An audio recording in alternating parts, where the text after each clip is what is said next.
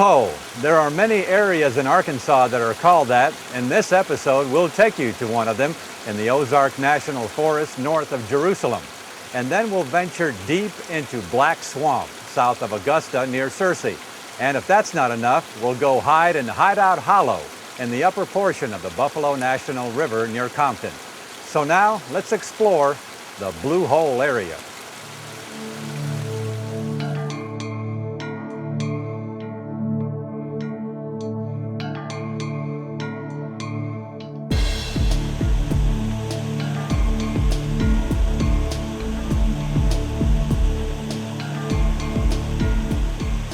Special interest areas are designated in the National Forest because of their unique features, complexity, and degree of interest.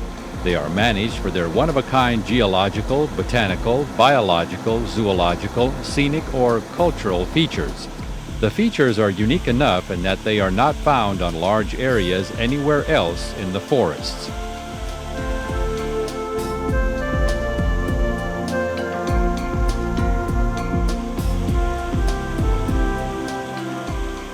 Special interest areas are also managed for their unique recreational and educational values and are intended for public use and interpretation. They provide outstanding opportunities to learn about the natural history of the forests.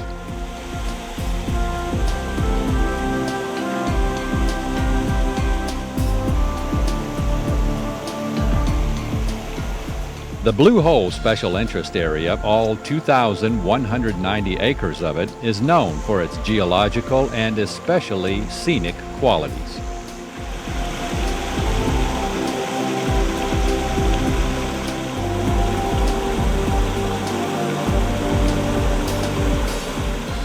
Blue Hole was actually one of the first locations that was set aside as a special interest area during the early 1980s.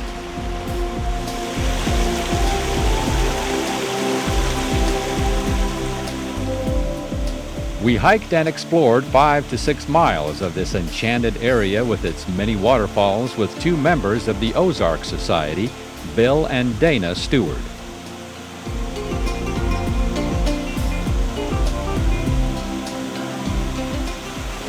The first time I ever came to Blue Hole was quite an experience because Bill had seen it. He said, "This is a place you've got to see," and I had not been hiking very long. So we hiked in, and it was August. And the Blue Hole didn't look like much of a hole or very blue. In fact, it was quite small, just big enough to get wet in. But every pothole had at least one snake in it. And so I learned respect for the Blue Hole first and foremost. If there's anything the Blue Hole's taught me, and it's taught me a lot, is that by coming here season after season, and in different seasons, nature is ahead of us. Nature's so ahead of us. Nature has a plan, and we are part of that plan, not the other way around. What excites me about bringing our Ozark Society friends here and leading Ozark Society trips here is people come here to get really jazzed for the advocacy work that we do. When you come here and you see this place that's so beautiful, you want all of Arkansas to be this way, and you get back to it. I especially love wildflowers. I'm a big fan of Carl Hunter's Wildflower book, and Blue Hole is the place you come in every season to see the variety of wildflowers. You know, people will come and say, "I didn't know that flower existed." And you can't plan them. You can't, they're not on demand. You simply have to come and see. The shooting star, the yellow lady slipper, the false foxglove that we saw over there a minute ago, they're in charge. And not to mention the butterflies. And the butterflies, yes. See, something new every time, Chuck. We have never seen this many butterflies in this place. I don't know what they're after, but we're glad they're here.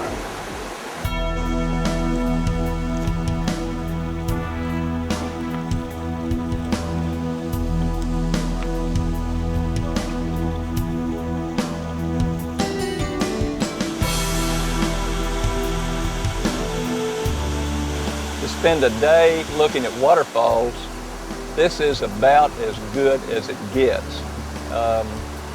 And it's a little hard to get to. Well, but it's worth it. Just a little hard to get to maybe, but it keeps everybody from coming. We brought Boy Scouts up here, hundreds and hundreds of Boy Scouts. And this whole area, I mean, I've seen Boy Scouts just sleeping all over this area. And it's just a pretty nice place to bring Boy Scouts. The Blue Hole itself is actually kind of green, but it's kind of of course, like you mentioned, there's a lot of blue holes all over Arkansas. Well, green hole doesn't sound all that good. And I must say, when it's kind of muddy right now, but when it clears up a little, it's got more blue. It's got a lot of green, but it's got some blue to it. Kind of emerald. Kind of emerald. I would say that's right. And as you go up the creeks, where the water is a bit more shallow, it is just crystal clear. In this whole area, there's no development in this immediate watershed. There's no chicken houses, there's no houses of any kind. And this has to be fairly pristine water. Water that flows through falls like this gets aerated, and it is pretty clean water. And we always treat it when we drink out of this, but this water tastes good. Well, I guess you and your wife Dana have been coming here for years and enjoying this area. Tell us about the times. Oh, maybe 30 years, I don't know. Well, since the 80s for sure. And bringing scouts and bringing our kids, and then just the two of us coming. I know we were up here one summer and we were swimming out here. And we had our dog with us, and he started getting excited, and so we walked up there to see what he was excited about, and there was a fawn down in the water. And I walked about 30 feet and took about 30 pictures, some of which turned out pretty good. And we've been here enough that we've seen things change. We'll go by a spot up here that used to be just a big vertical rock, and it has fallen. I mean, in years that we've been here, the rock fell, and there's just we've been here long enough to kind of watch some things happen in this area. It is, like, well deserved to be a special interest area. One of those unique areas in the natural state that needs to be here for generations and generations to come. Well, it won't be long before the third generation of our family will be here, and I'm looking forward to that.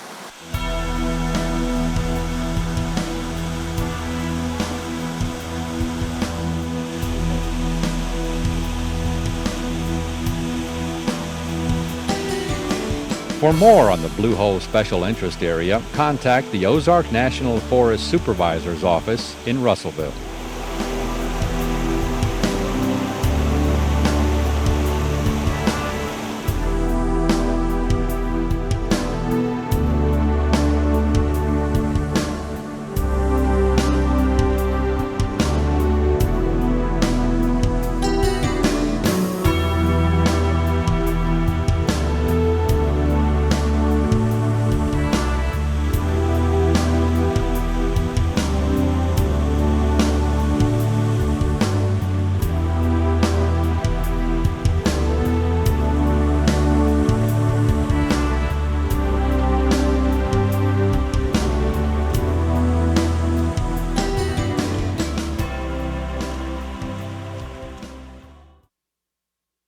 It's dark, it's eerie, and at the same time, I would say quite beautiful.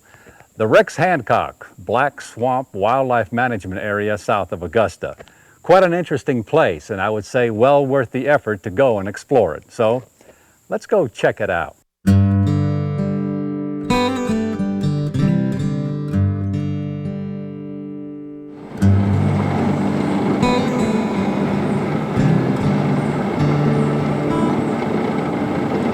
The Rex Hancock Black Swamp Wildlife Management Area is actually 10 miles south of Augusta and 4 miles east of Gregory.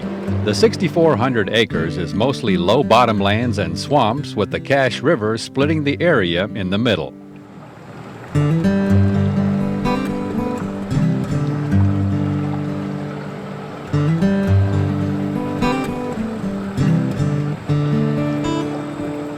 This area, owned by the Arkansas Game and Fish Commission, was formerly just called Black Swamp. In 1981, the name was changed to include Rex Hancock because of his hard work and dedication in saving wetlands along the Cache River, which is why this land was originally bought to preserve those wetlands.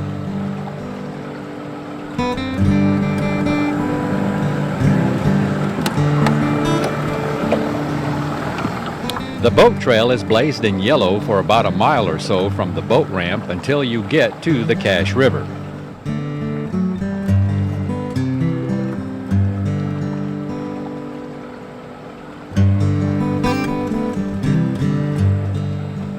Justin Davis, a wildlife technician with the Arkansas Game and Fish Commission, took us on a little excursion through this black swamp.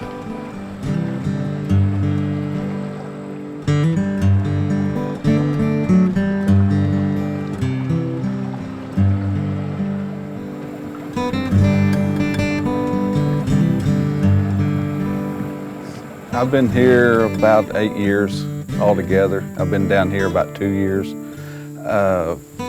First time I was over here, I thought it was a real good place to get lost because everything looks the same.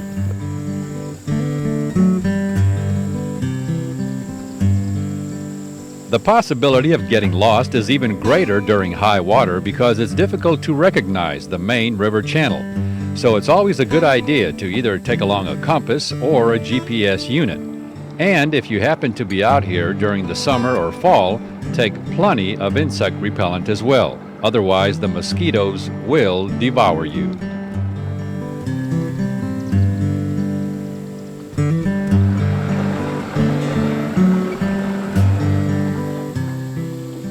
What the Rex Hancock Black Swamp Wildlife Management Area does provide is an excellent wintering habitat for waterfowl, which is probably the main species that's hunted here. In fact, during the right conditions, this area provides some of the best duck hunting in the state. Other than hunting, there's also plenty of fishing opportunities, with flathead and channel cat the most sought after.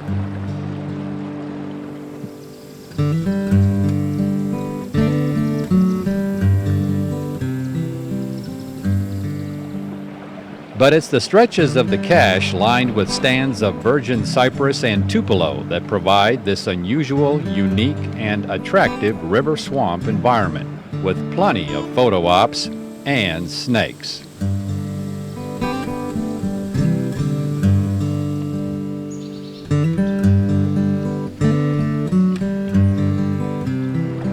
Alligators, you ask?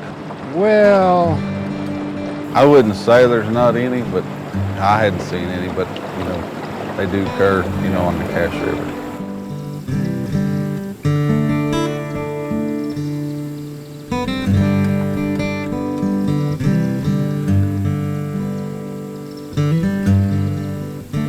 Justin did tell us that at least there's not any signs of any sort of swamp thing or Bigfoot, as of yet.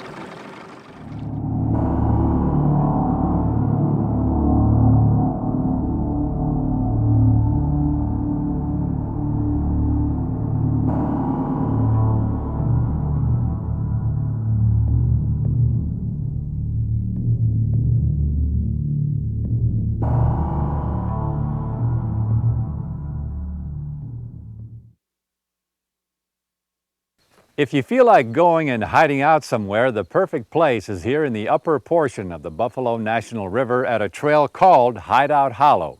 Joining us is Rick and Stacy Davidson with the Buffalo Outdoor Center in Ponca. Let's go explore and see what it's all about.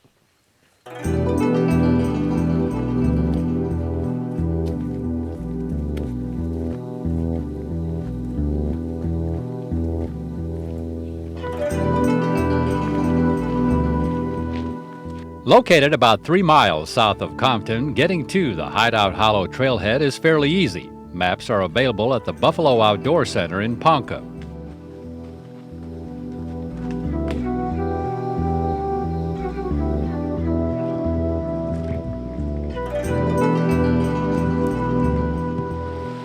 The trailhead was actually named after Jim Schermerhorn, a well-known caver from Missouri who explored quite a few caves in the Ozarks.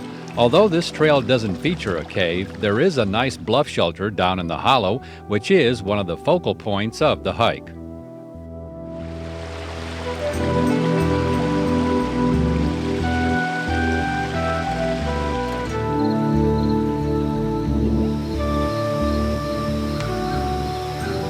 Depending on what time of the year you take this hike, and I would recommend during the wettest times of the year, mainly in the spring, not only to make sure that Hideout Hollow Falls is running good, but also for all the wildflowers and mushrooms. There's a tremendous variety of mushrooms all along this 1-mile trail.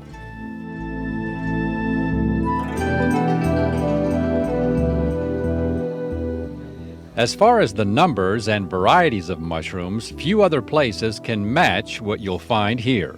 We're talking mushrooms I've never even seen before. Some that look like they were char grilled, some that are inside out, some that look like orange flavored candy, and some that even look like they came from another planet. All the different varieties of wildflowers will surprise you as well.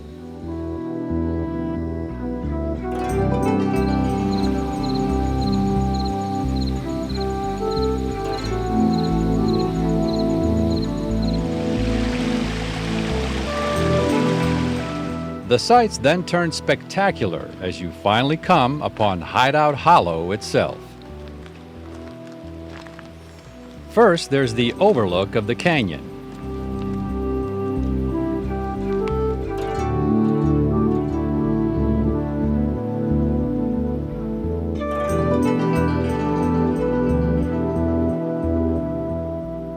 Continuing past the overlook, you'll come to the top of Hideout Hollow Falls.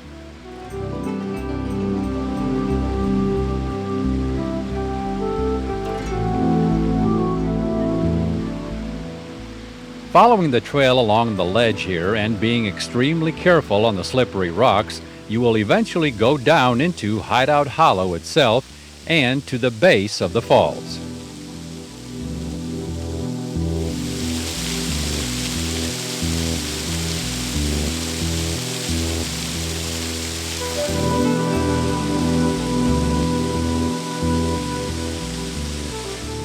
Here, the entire setting is just breathtaking, like a page out of a storybook or fairy tale.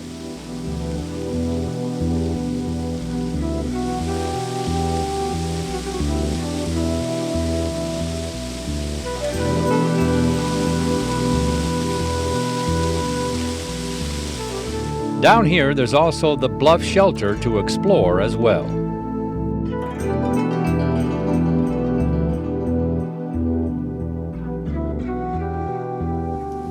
So Rick, as far as bluff shelters go, I guess this would be the ideal hideout. Who did the actual hiding? Was it like talking outlaws from the Wild West days or who? Actually, no. At the beginning of World War I, they had the draft started where they started drafting the young men.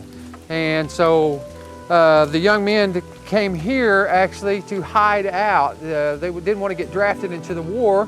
So here they came here and built them a shelter against the rock, and they could be able to protect themselves with their backs to the rock and also build them a shelter around them. So right here is where the Hideout Hollow has got its name, is here where they had built their shelter, and they stayed here for almost a year. There were 9 of them that came here, and they actually stayed right here underneath this shelter. If you could imagine staying underneath it for a year and being able to protect themselves. So this is actually where they evaded the war and be able to come here and hide.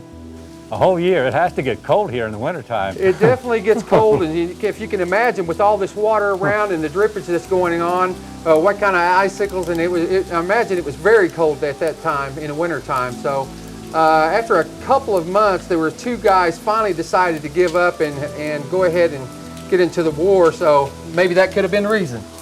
You never know, Chuck. If you could come down here and hide out, this would be the place to go, wouldn't you think? I think so. This is beautiful, though. It's a storybook setting. Definitely.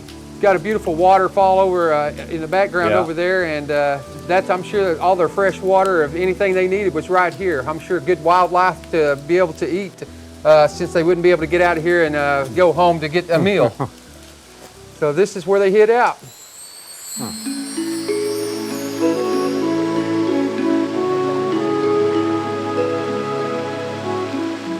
And it's where you can go hide out as well. Please leave no trace and take only pictures.